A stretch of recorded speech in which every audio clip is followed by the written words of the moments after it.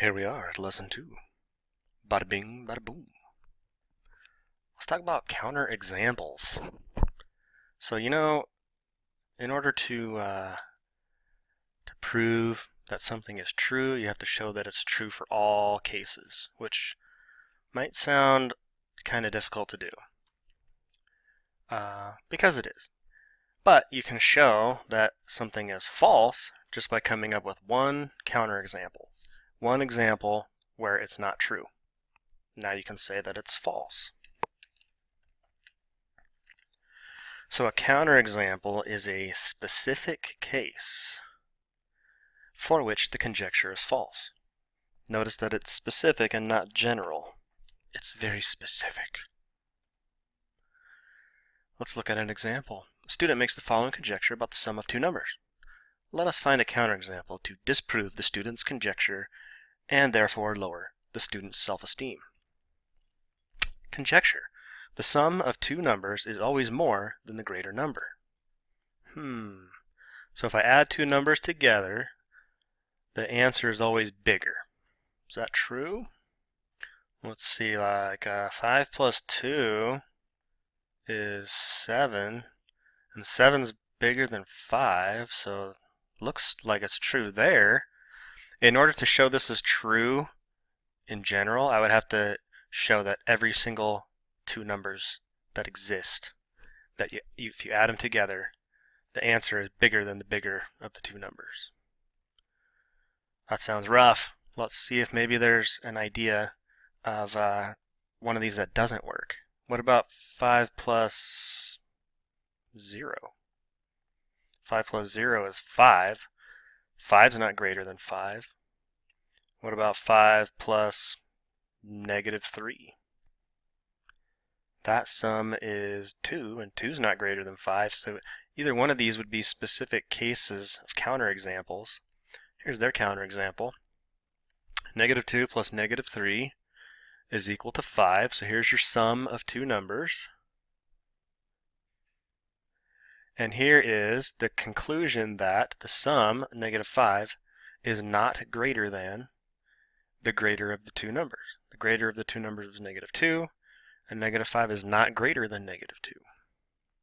So to state a counterexample, you have to give them an example, which is the hypothesis, and then you have to show that the conclusion is false.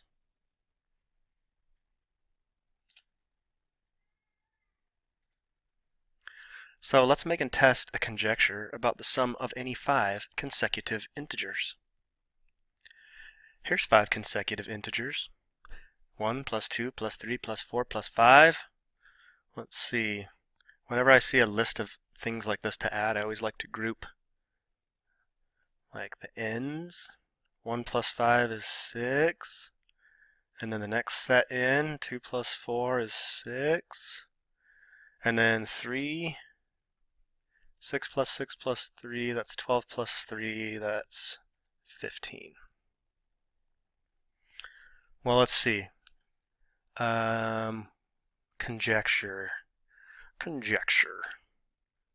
It could be that it's like 3 times the last number, or that it's 5 times the middle number, or I don't know. Let's look at another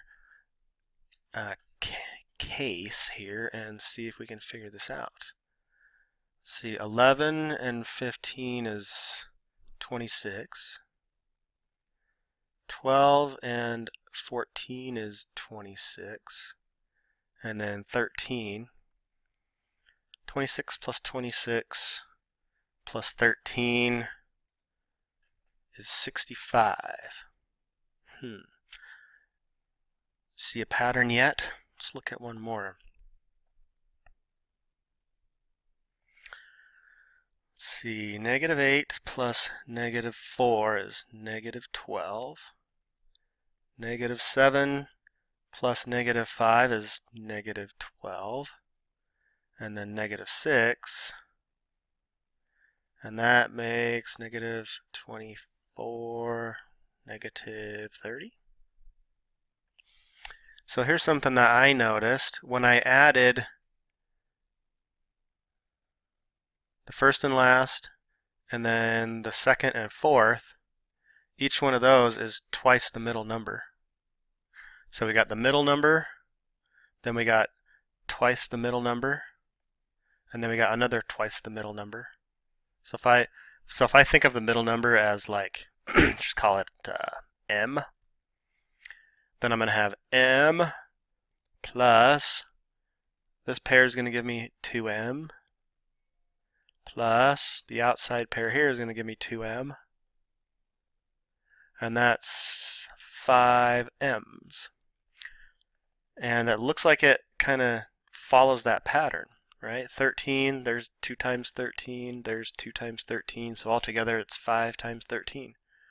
Here's negative 6, here's 2 times negative 6, another 2 times negative 6, so there's 5 times negative 6. So my conjecture would be the sum of any 5 consecutive integers is equal to 5 times the middle integer.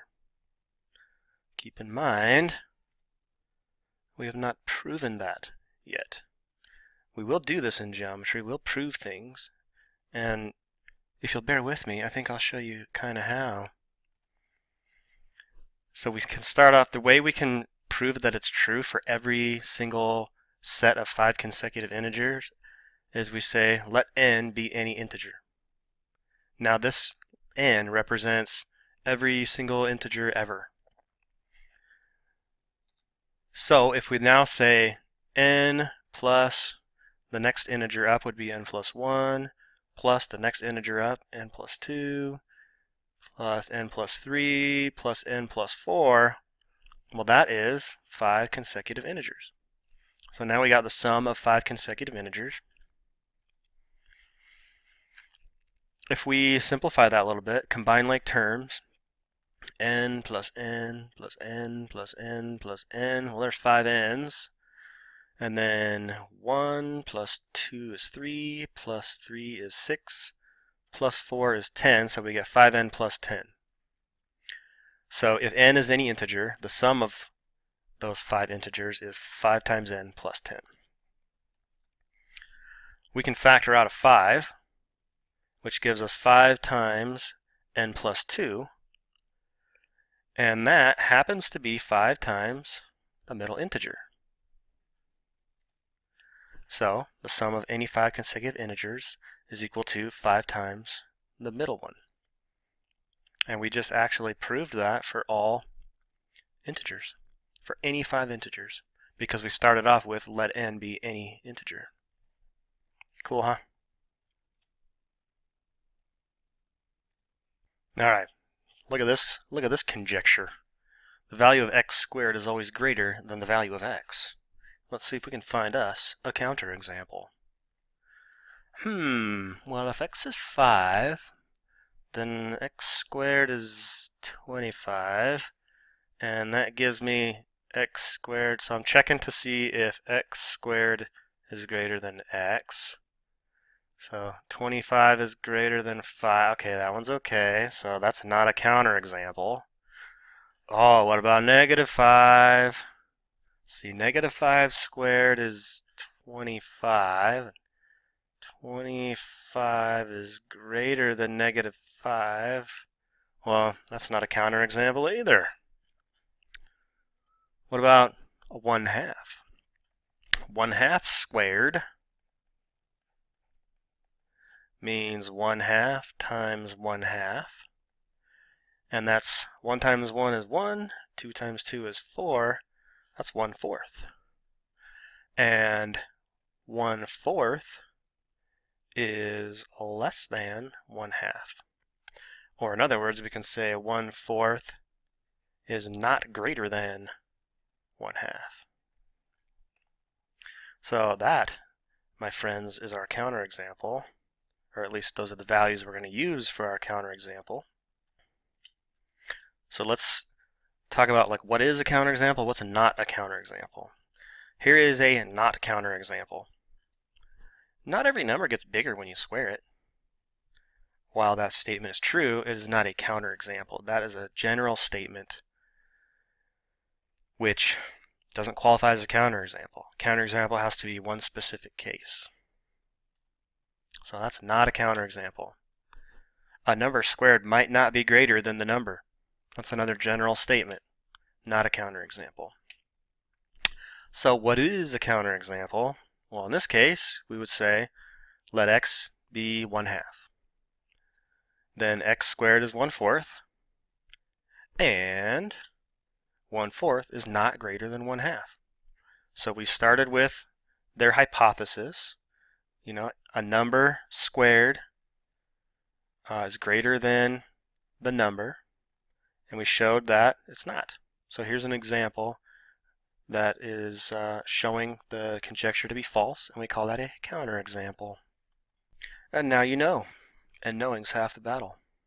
10 points of extra credit if you know the reference. Bye-bye.